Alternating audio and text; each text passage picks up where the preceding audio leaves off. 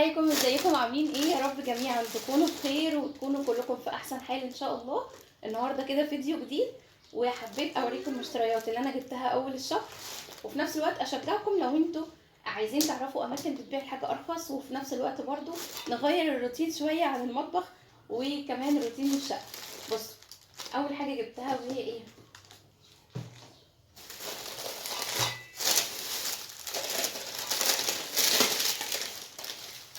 طبعا انتوا عارفين الرنين ده منتشر في مناطق كتير، بس الصراحة ما بقاش زي زمان.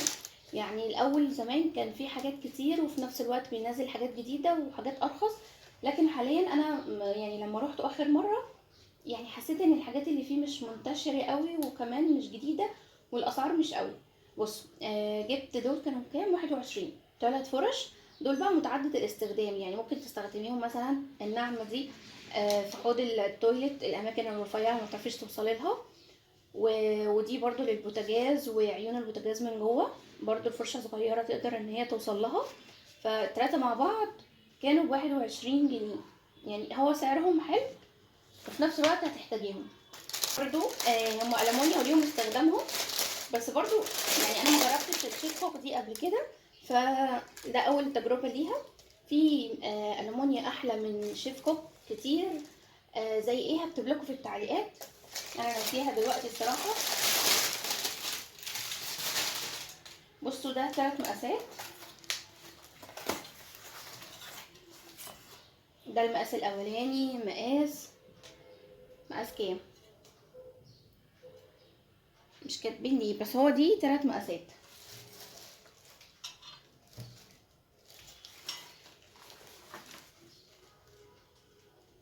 مقاس 18 و22 و26، يعني دي كده مقاس 18.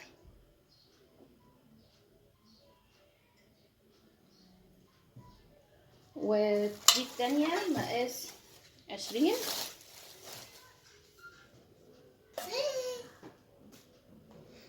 بصوا، انا الطاسات اللي كنت جايباها في الجهاز، كنت جايبه 3 ألمونيا، كنت جايبه 3 اللي هو تيفال تروفال. مع الاستخدام تروفال قشر. طبعا تروفال مش احسن حاجه، الاحسن زهران او تيفال، بس كانوا غاليين قوي ساعتها فجبت تروفال. ومش عمليين مع الوقت الطويل ده، بيقشروا. فعايزه ان شاء الله ابقى اجيب بقى 3 طاسات، يا اما تيفال يا زهران. بس دول بقى لازم لهم تحويشه، لاني اسعارهم بجد بالطاسه، يعني ممكن تلاقي الطاسه مثلا تعدي ال1000 جنيه وهي صغيره. فجبت دول دلوقتي كده. التلاتة دول كانوا من رنين، في عروضهم الاربع او التلات ب200 جنيه. التلاتة دول ب200. جبت بقى حاجات بقى احلى، انا محتاجاها اصلا الفتره دي، وفي نفس الوقت جبت حاجات لجانا. بصوا، بما اني ان شاء الله جانا خلاص هتدخل الحضانه، فكنت مستنيه فتره البوتي تخلص، بدات ان انا بقى ايه، افكر يلا عشان تدخل الحضانه. فجبت لها شنطه الحضانه. قولوا لها مبروك بقى. بصوا كيوت ازاي. دي كانت ب280، يعني انا فصلت معاه وخدتها ب250.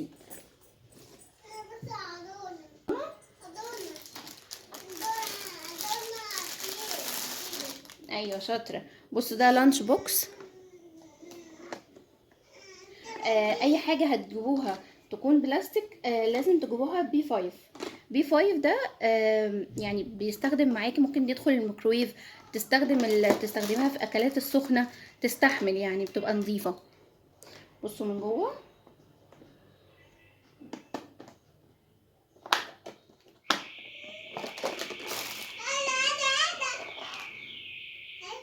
بصوا، هي وسط، مش كبيره قوي ومش صغيره قوي، لان انتوا عارفين في الحضانه بيبقى لسه اكلتهم ضعيفه، ووقت الحضانه برضو بيبقى مش كبير قوي، من 9 ل2، وممكن تاخديها قبل كده على حسب لو لسه في البدايه. جبت لها برضو اللانش بوكس والشنطه. جبت لها ايه تاني من الحضانه؟ جبت لها برضو ازازه الميه دي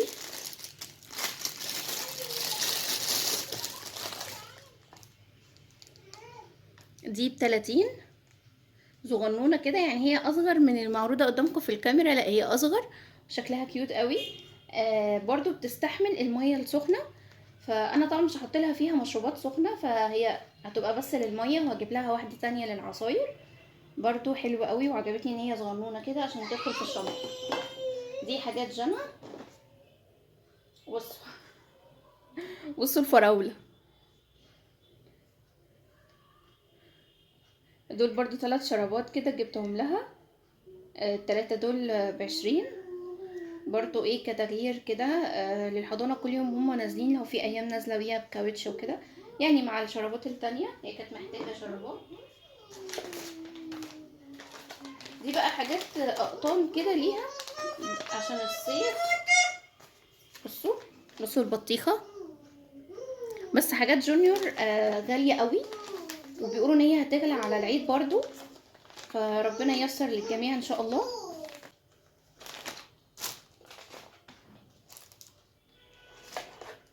دي كانت اخر حاجه جبتها ان انا بقى، وهي معجون فلورا. بصوا لما تيجي تغسلوا اسنان الاطفال اللي هي بتبقى لسه صغيرين، هاتلهم معجون مخصص ليهم، علشان هم طبعا بيبلعوا، ما بيعرفوش يمضمضوا كويس بعد غسيل الاسنان. فهاتلهم معجون مسموح ليهم ان هو يتبلع عادي ما يأذيهمش، عشان الفلورايد فيه بيبقى اقل كتير، و... وبيبقى مش مؤذي في البلع. فده فلورا انا كنت جايبه لها قبل كده بطعم الكولا، وحاليا ده بطعم الفراوله. هو في كازيون هتلاقوه ارخص، يعني انا جبته من صيدليه ب30، لكن هو في كازيون كان منزل عرض ب18.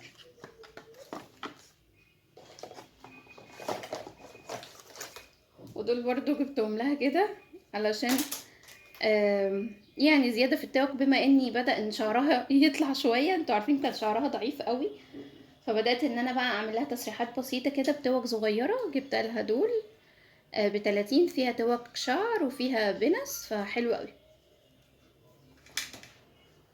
دي كده كانت حاجه زنا. بصوا بقى،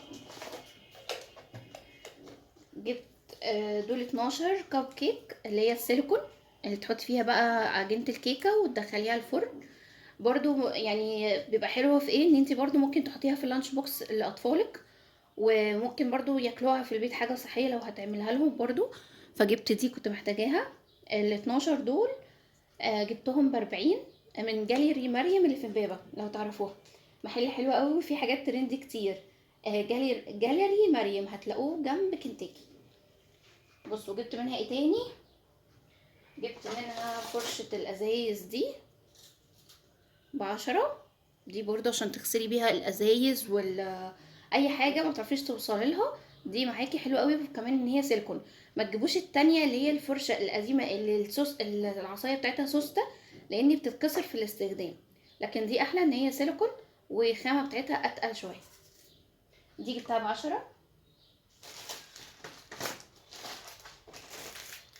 وجبت برضه من جاليري مريم، جبت من عندهم ايه، انا جبت من جاليري مريم الفرشه دي و... والكب كيك دي 12 قطعه مع بعض. وجبت منها طقم الشاليمو بايركس، حلو قوي ان هو بايركس، وفي نفس الوقت سعره حلو. يعني هما 6 وسعرهم كان 45 أو 40 أظن. هي منزلة عليهم عرض، بدل 95 ب40 أو ب45. هتلاقوا المحل في الوحدة في امبابة، الناس اللي ساكنة في امبابة أو جنب امبابة. بصوا حلوة قوي، كمان حلو ان هي معاها فرشة.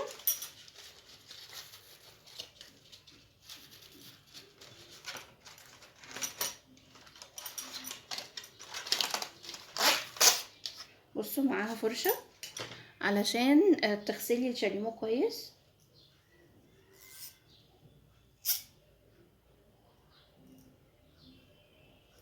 فحلوة جدا. الطقم ده كان ب40 او ب45، هما 6 مع بعض.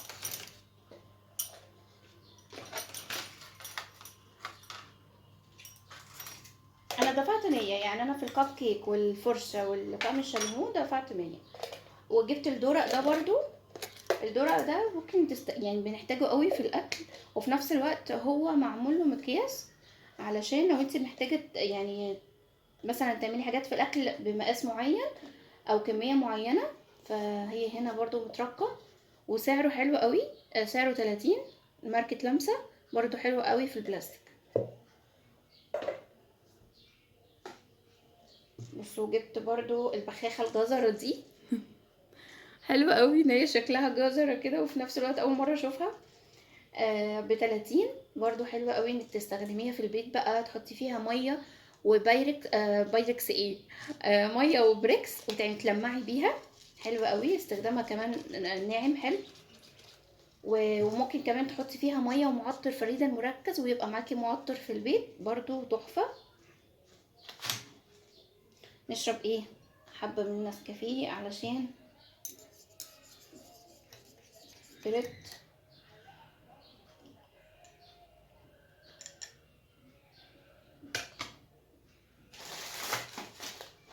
جبت برضو المشابك دي، عندي المشابك برضو قلت كتير وانتوا عارفين الغسيل في الصيف بيبقى كتير قطع صغيره وبتاخد مشابك كتير، فجبت الطقم ده مع بعض. النص طقم، يعني مثلا الطقم ده بس كده بيبقى ب17، فانا حبيت اجيب الاتنين دول مع بعض ب25 جنيه، وعدد المشابك اكتر. تمام. جبت العليقه دي، هي بتبقى دبل فيس كده. استنى اوريها لكم. تبقى كده دبل فيس، بتشيلي الدبل ده واللزق ده وتلزقيها. ممكن تعلقي بيها فيها اي حاجه في المطبخ، فوطه المطبخ اللي بتستخدميها، فوطه التلميع، تبقى حلوه قوي. جبت واحده ب4 جنيه قطعه. وجبت بقى ده لزوم الايس كوفي، احنا داخلين على الصيف. بصوا، بس جانا واخده الشاليمو بتشرب بيه، لكن هو معاه شاليمو حلو قوي. بصوا، هنا لو عايزين تشربوا منه عادي، وهنا لو عايزه تحطي الشاليمو. طبعا بيستحمل معاكي السخن جدا لان هو بايركس، فحلو قوي. ده جبته ب40 من شارع الجامعه. جبت ايه؟ جبت الحاجه اللي احنا كلنا بنحبها، وهي البخور. عايزه اقول لكم ان انا سالت على المبخره في شارع ارض الجمعيه، لو عارفين ارض الجمعيه. بصوا انا لما بروح عند ماما في امبابه، لما بروح عندها بفضل انزل واتمشى كتير واشوف كل الحاجات اللي انا محتاجاها واللي انا كنت عايزه اجيبها واجيبها من هناك. بحب جدا الصراحه ان انا اتمشى في امبابه واشتري حاجات من هناك، لان انا اصلا اتربيت هناك، فمتعوده على المنطقه وعارفه كل حاجه فيها، فعلشان كده بحب اجيب حاجات من هناك. بصوا البخور ده، سالت على المبخره هناك كانت ب90، ومبخره خشب وصغيره ومش حلوه، وب90 جنيه. فقلت خلاص هجيب بس ده، بخور عيدان البخور عادي. وبعدين ابقى اشوف موضوع المبخره ده، مش لازم نجيب كل حاجه في شهر واحد، لا. قسمي مشترياتك حتى لو هي مشتريات عايزاها انت للبيت ومحتاجاها، قسمي شوفي اللي محتاجاه ضروري وهاتيه، واللي مش ضروري قوي خليه الشهر اللي بعده وكده. كل ما هتقسمي في حاجتك كل هتلاقي نفسك مش مزنوقه، وبرضه بتفرحي كل فتره كده انك جبتي حاجه للبيت محتاجاها، حاجه للمطبخ، حاجه لاطفالك، حاجه ليكي. فده برضه بيغير من الحاله النفسيه. ده بريحه الصندل تحفه. بجد انا بحب البخور يا اما بالصندل يا اما بالمسك، تحفه تحفه تحفه. ومهم قوي التعطير والبخور في البيت علشان يغير لك من ريحه البيت، والعفش بتاعك ما يبقاش ريحته القتل. بصوا برضو كنت جايبه ده من محل الملابس اللي جبت منه حاجه الهدوم بتاعت جانا. ده وايت كده، ب5 جنيه، بس حلو ان هو بيبي، يعني مفهوش عطور، وفي نفس الوقت على بشرة الاطفال حلو. يبقى في شنطة الحضانة كده، او وانا برضو وانا خارجة بحطه دايما في الشنطة عشان لو احتجته ليها. بس واخر حاجة جبتها هي البوكس ده. بصوا بقى البوكس ده احلى حاجة انا جبتها الصراحة. كنت انا قايله لكم عايزه اجيب بوكس لعب الاطفال عشان الم فيه لعب رنا، فانا كنتش عارفه لسه اجيب انهي نوع، اللي هو المشمع واللي بيتلم، ولا القماش، ولا اللي بيبقى عامل زي البوكس المفتوح اللي بيتحط في الدواليب. فما كنتش عارفه اجيب انهي. اول ما شفت ده في المحل عجبني جدا. ليه بقى؟ اولا هو كبير، مش صغير، يعني يشيل معاكي لعب كتير، وممكن تستخدميه في حاجات تانية. خزين تستخدميه في حاجات في المطبخ، تشيليها حاجات عندك تشيليها في البيت، كركبة تلميها فيه. بصوا هو مش صغير، حجمه كويس جدا، وفي نفس الوقت احلى حاجة ان هو ليه غطا، يعني انت تقدري تشيلي الحاجة جواه وتغطيه. ده جبته بكام؟ جبته ب120. كان في منه الوان، المنت جرين واللون ده، فبصراحة حبيته جدا. بصوا قولوا لي برضو رأيكم. او كده عشان اوريه لكم من بعيد.